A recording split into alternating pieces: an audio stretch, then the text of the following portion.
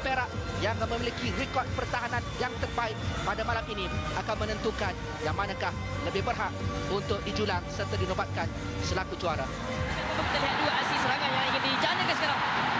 Ada Gilma, Wanda meminta bola, Wanda Luis. Lalu begitu saja, tetapi sekurang-kurangnya mendapatkan sepakan sudut. Satu peluang yang baik dan Wanda Luis bijak untuk mencari Gilma. Dan di sini saya tidak faham mengapa pengadil perlawanan memberikan sepakan sudut.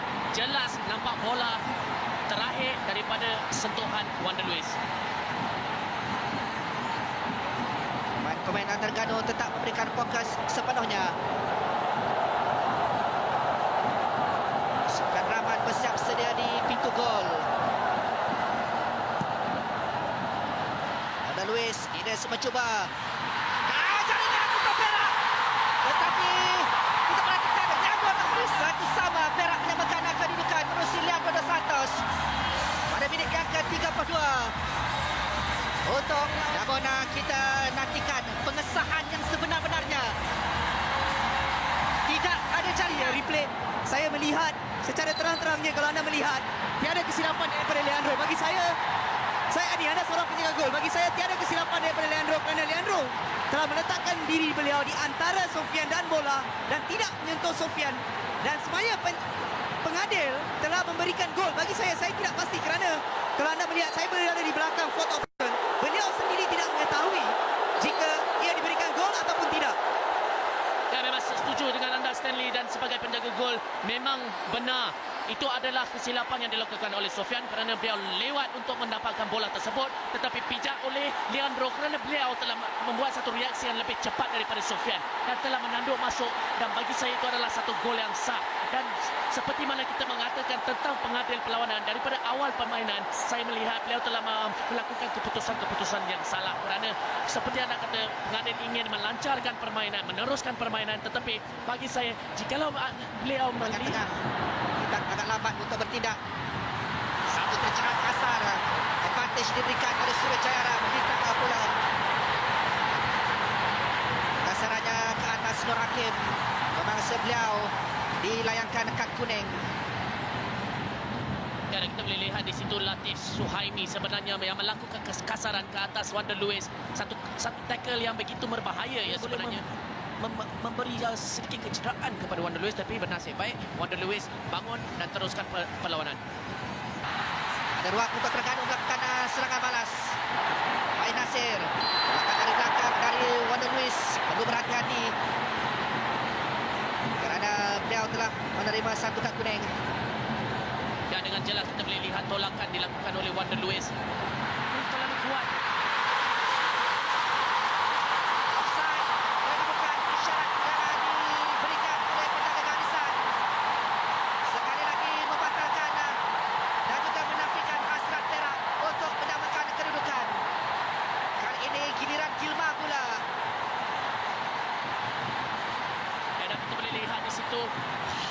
Hampir sahaja posisi di antara kedua-dua pemain, iaitu Adib Aizudin dan juga Gilma. Memang satu finish yang baik, tetapi saya rasakan keputusan yang tepat oleh penjaga garisan kerana memang satu inci kemungkinan berbeza. Pertama, mereka telah berjaya menghasilkan peluang demi peluang dan jaringan kedua itu memang jelas berkedudukan offside. Apapun satu reaksi balas yang cukup baik sekali yang banyak ditunjukkan oleh pasukan Perak. Mereka setakat ini sudah berjaya memenangi di bahagian tengah, dan itulah tempat yang paling penting apabila pasukan itu Litak di sebelah kiri.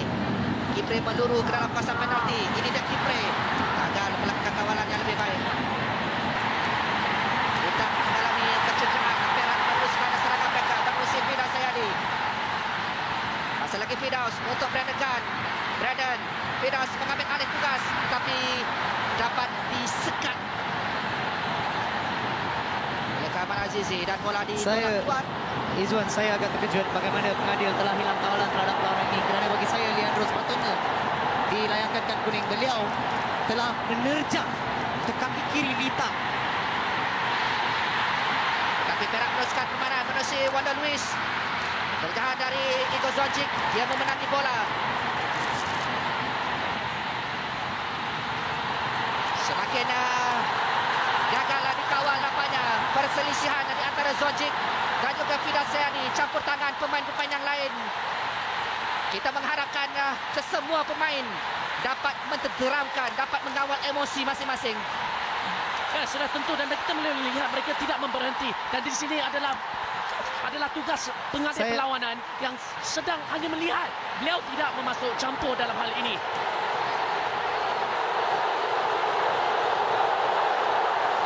Saya selalu menyatakan ya, apabila pengadil tidak ada kawalan terhadap perlawanan, pemain-pemain akan merasakan emosi mereka berkebeliaran.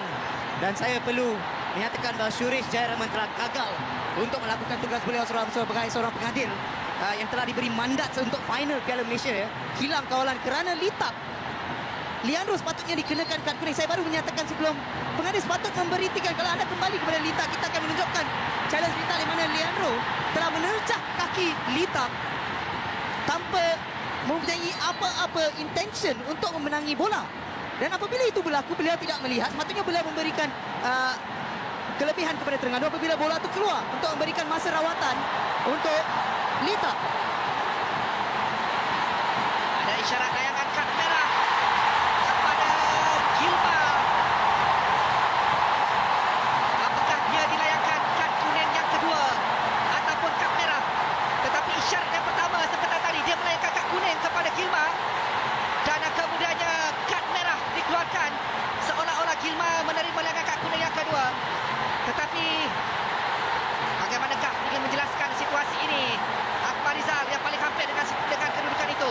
Ya, saya bersetuju dengan Stan kerana sejak awal lagi Suresh gagal mengawal permainan, membiarkan terjahan demi terjahan, membiarkan kekasaran tanpa memberhentikan perlawanan, dan inilah yang berlaku.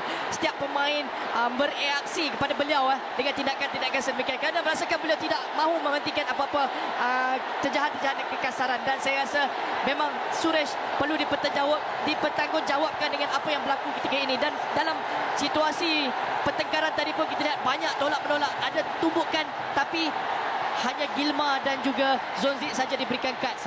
Di manakah pembantu pengadil yang melihat di hadapan terjadinya perkara itu? Akmal, saya sendiri melihat Jad Nurudin yang memakai bib ya. Bib oren menumbuk Igor Zonzic. Benar, memang benar Stan. So saya melihat banyak perkara yang tidak dilihat. Saya tidak pasti bagaimana Gilma dikenakan kad merah. Saya masih tidak pasti patut ataupun tidak. Tapi yang saya pasti, beliau telah hilang kawalan terhadap perlawanan ini. Ya, tapi kalau kita lihat, beliau telah terdahulu memberikan kad kuning. Saya tidak rasa Gilma mendapat kad kuning sebelum ini. Dan saya tidak faham mengapa beliau memberikan kad kuning dan kad merah. Dan jika kita katakan tentang pemain-pemain yang memakai bib, saya rasa ada 3 atau 4 pemain yang telah melari menuju ke pemain-pemain yang berada di atas padang. Okey, kembali kepada permulaan bagaimana ini berlaku.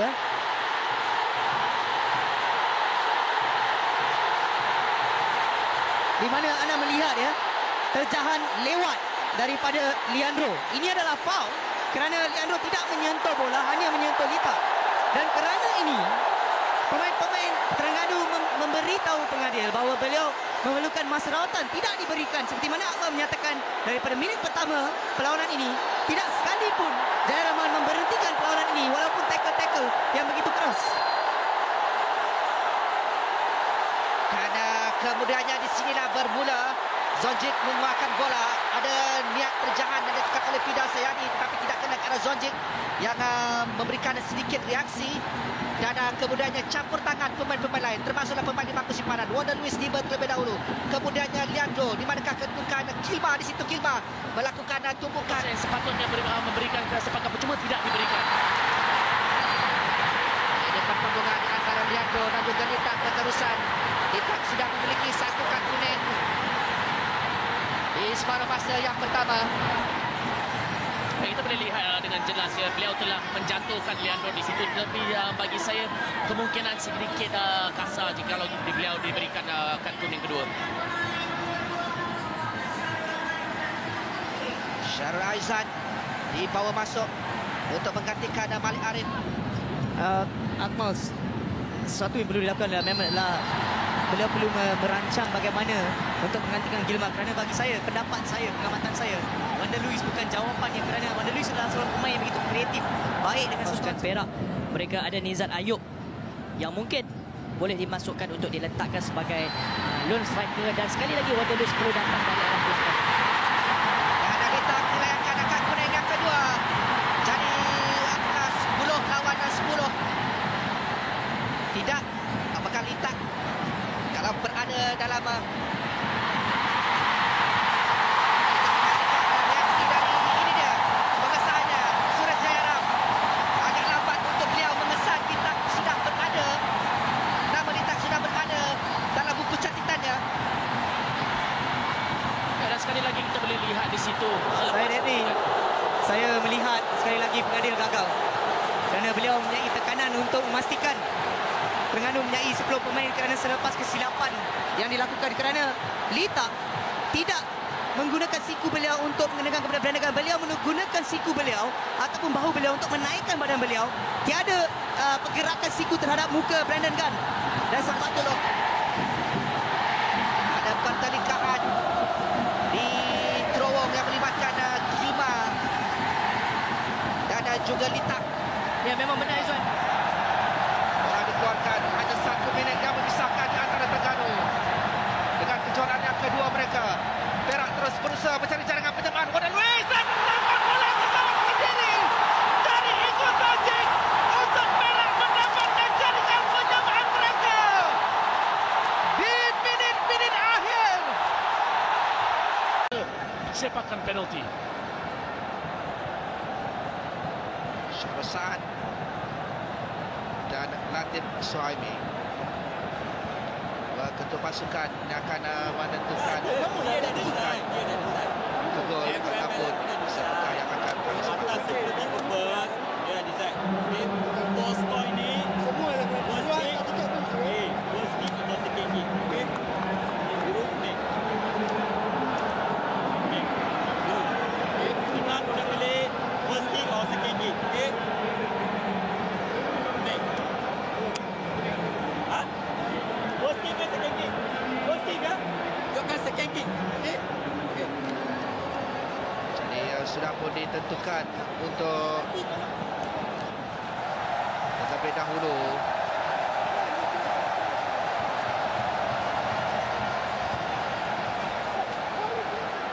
Mehmet Brokovic seakan-akan Second, you should know the organizer akan mahukan